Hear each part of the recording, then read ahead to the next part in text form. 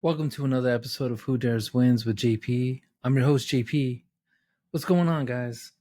Today's episode, I want to talk to you about the time when I went after getting my GED. So, a GED is a general equivalency diploma, or also known as, a diploma for people who haven't graduated from high school. It's kind of like a substitutionary diploma. Um, as I mentioned in previous videos, I I was a high school dropout. I hated school. I had a learning disability. I was in special ed classes, and I would get in trouble all the time. And I really did not like school at all. It wasn't until I read The Outsiders in 8th grade or ninth grade, where I read The Outsiders by S.E. Hinton, that I finally read a book that I felt like spoke to me. And the reason why I felt like it spoke to me is because I identified with the greasers. So the story talks about these two social gangs, the socials who are like preppies, and the greasers who I consider that like punk rockers, right? And they were poor kids, and they like live by a code, and they were one for another, one for one, and one for all. And a lot of times, like, if one person had a problem, they'd all jump in. And it really was like S.E. Hinton being able to articulate through this book at 15 years old, the situation of gangs in her high school at the time in the 1950s. And so there was no book to explain it. So she wrote The Outsiders to explain the situation that she was experiencing as a student. And what she wrote to try and like understand what was happening turned into being, to me, one of the greatest books ever written. From that came another book called That Was Then and This Is Now. When Pony Boy is older, if I'm remembering correctly. Another book that came from that was called Tex. Another book that came from that was called Rumblefish. Rumblefish was about how these gangs would get together and rumble against rival gangs, and like, knife fights, fist fights, um, and actually right now, The Outsiders is on Broadway. It's come so far that it's on Broadway now. So definitely check it out. It's amazing. Um, but before all of that, so I read Outsiders in high school, and then I think the following year, I was in trouble. I was in like in school suspension, and that's when you're like suspended from school, but you still have to go to school, but you just have to stay in one room the whole day. So you're like, it's called in school suspension. And I would get that a lot. So like I would be like at school but stuck in this one room with everyone else who was in school suspension. And one of those days that I was in school suspension, my teacher at the time, my English teacher, uh put The Giver by Lois Lowry on my desk. And when I woke up, because I was sleeping, when I woke up, I read it, and I love that story as much as I love The Outsiders with Jonas. Um, Still to this day, I love that book. Lois Lowry was amazing. It won an award that year. Um, so did my English teacher, not professor, teacher. I think she won Teacher of the Year, at least in Orange County. Miss Bonacek, I believe. And yeah, so I read that and it was really amazing. And the reason why I love that book was because when I read it, I saw myself as Jonas. I saw myself as this person that's able to like see through like what everyone else is doing, and like kind of see that there's more to life. And so the giver, this older guy, he saw that Jonas was um to be the recipient of the memories of this community. So if you haven't checked out that book, The Giver by Lois Lowry, please check that out. And please check out The Outsiders by S.E. Hinton. I consider it must read. It's an awesome book. It's only like a few, 150 pages maybe, not that long. And if you can, please check it out on Broadway, because it is. I heard that it's the best new musical, or Broadway. I think that's what they call Broadway musicals. Best new musical, or of the year. So I'm looking forward to checking it out, and eventually I will. In reading The Outsiders, I was in remedial reading class.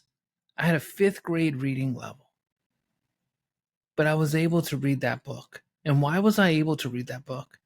Because it spoke to me, because it made sense to me. Prior to that time, I had only read comic books. And and comic books can only go so far. I'm not like a big comic book person, but I was reading comic books because I liked pictures. I didn't really like words. But I didn't want to just look at pictures, and I didn't want to just look at words. But when I read The Outsiders, the words became alive. The words became alive. And then I read The Giver. And when I read The Giver, the words became alive again. I felt like I was receiving these memories, like Jonas was in the story. At the end of that school year, I moved, and for all practical purposes, I got in a bunch of trouble, and I didn't really have a vision for the future.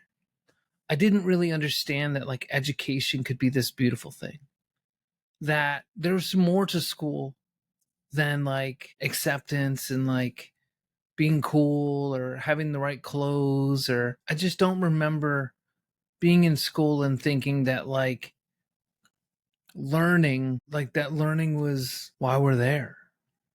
I consider school to be like a socialization place for me, a place where I met friends, possibly met girlfriends. I didn't really have a social life.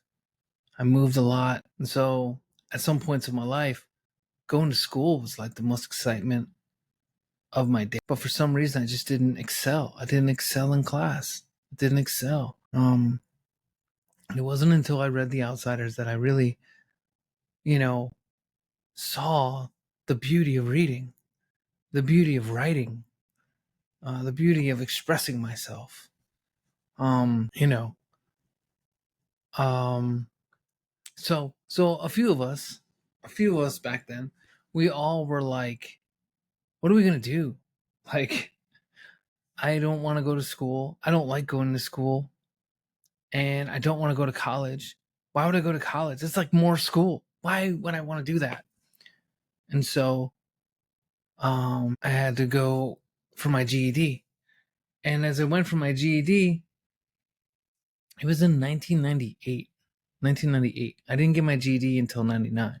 So I studied and I took the tests, and I was in like Albany, and I had to keep studying. I had to keep studying because I didn't like school. So it's like I had to teach myself everything, or at least allow another person to help me. But what I noticed is that in 1998 is when I gave my life to God. And after I gave my life to God, I started to really value the Bible. I started to value the Holy Scriptures. And the Scriptures say that we should do all as unto the Lord in the New Testament. And if we're going to do all as unto the Lord, then that means where you work, how you study, how you do your life, how you treat people. You want to do it as unto the Lord. I believe that the author of those words was Paul. And Paul was encouraging the church to serve your community, to serve the people around you, to serve the people that are probably capturing you for being a Christian, and to serve them and to do work for them with excellence as unto the Lord, like as if you're working for God yourself. And And so I began to think about that as I went to GED class. And it's like getting your GED can feel so small. It can feel like so small. Like, why am I doing this? What is the importance of going after this? This isn't a real diploma. But I feel like nowadays, more and more, if it wasn't for my GED, I wouldn't have been able to go to college. So I noticed that by reading the Bible, and back then I was reading the King James Version, so Old English. And so by reading the King James Version, I was able to understand a lot of the reading comprehension parts of the GED. And then eventually in the future, I would understand a lot of different reading comprehension tests in college, and even now in my master's program. And so like reading comprehension is really important. So if you don't have a degree, if you're a dropout like me, if you want to get your GED, you can do it. You can get it. There's ways to get your GED while you're earning your degree. Definitely like read. Like, keep reading, practice your reading, get better at your reading, because it's really going to help you a lot to score on these tests. And especially after you get your GED and you start in college, or if you're like me and you start in community college, you have to prove that you can read. You have to prove that you can do math before you even start college courses.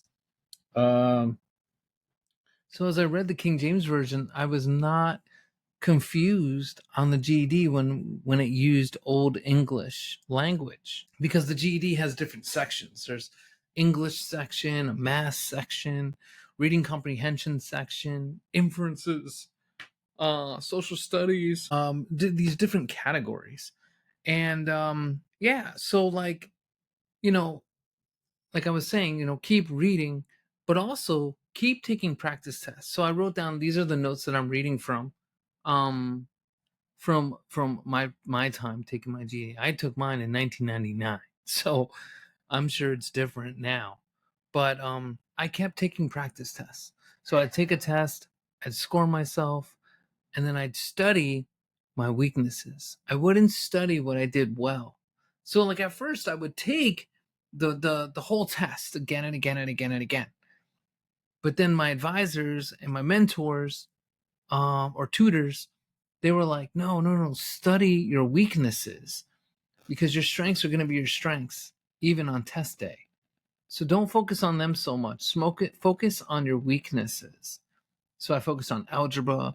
I focused on the different things about grammar and sentence structure that was very poor in, so that I could be better at it on test day.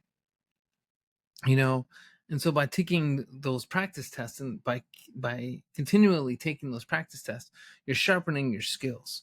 So you focus on your weaknesses and not your strengths. So if one was strong in the beginning, it'll be strong on test day. So focus on your weaknesses, and lightly look at your strengths, so that you can stay fresh. Okay. um yeah. And then another thing, this is the last thing I'll say. I hated math. I hated it. I was a punk rocker. I was into hardcore. I just wanted to do music. I don't know how to play music, but I wanted to be involved in music. When I read The Outsiders, I wanted to be a writer. um I don't know how to write. I'm not good at grammar. I have a lot in my heart, but I don't know. um yeah, like I didn't know. I just had a passion, right? And so, I'd read like what Ponyboy's poems in The Outsiders, and I'd be like, wow, that's so amazing. It's so cool.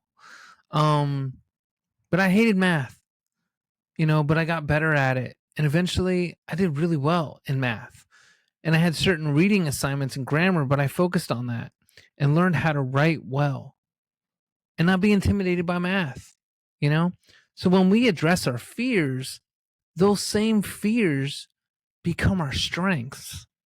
So if you're watching this, understand that your fear of going after those subjects that are really tripping you up, you know?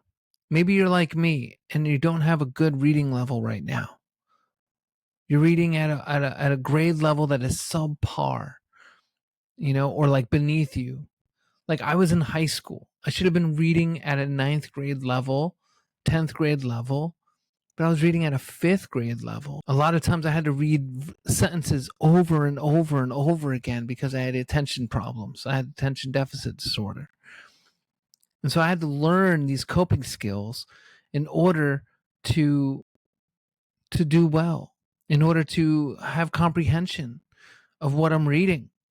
I also took time to look up words that I don't know the meanings of, to increase my vocabulary, to increase my ability to talk and to reason and to at least understand the gist when I'm talking with people, when I'm reading something. I will stress this too. Get a subscription to the New York Times or like reading material like that caliber. That will increase your reading as well. I know it's not as tough as it used to be, or at least they say that, but get yourself a copy or a subscription to the New York Times. Right now, they're offering 28 weeks for $4. $4 every 4 weeks, $4 instead of $24. And so I signed up, actually, renewed my subscription because it's super important that you stay informed. It's really important, though, that you read good writing. Read good writing. It doesn't matter if they're liberal, if they're right wing, doesn't matter. All that matters is that you read good writing. Read good writing and you'll become a better writer. Read good writing, you'll become a better reader. And as you become a better reader, you become a more informed person. And so when you take these tests like the GED, or like, go into an associate's program or your undergrad, to get your bachelor's or your master's degree, by that time you should already know this. But sometimes you need a refresher, yeah, I think it's like super important to like just really keep it fresh, like keep it fresh so that you can be sharp and so that you can stay sharp, because that is the name of the game.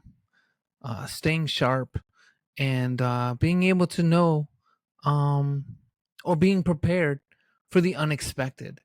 So like when I took my GED, I don't think I passed it the first time. I think I passed it the second time. And the second time, I only focused on the areas of the GED that I got wrong, or that I thought I got wrong. 'Cause I don't think they show you your test. It was years ago.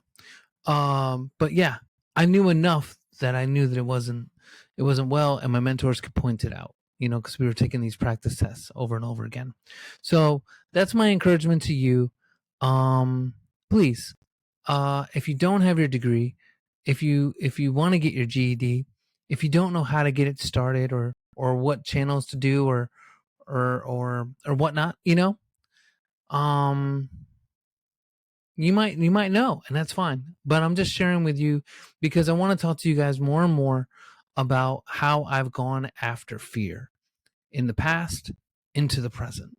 And one of those things that I was very afraid of was education. But by becoming a Christian, I felt like I owed it to the Lord to do the best that I possibly could. And I was able to get my GED and then get my associate's degree, get my bachelor's degree. Now I'm getting my master's degree. By the grace of God, I'll get my PhD. I'm not the sharpest pencil in the pencil box at all. But I do know that with hard work and consistency, you can achieve anything you put your mind to.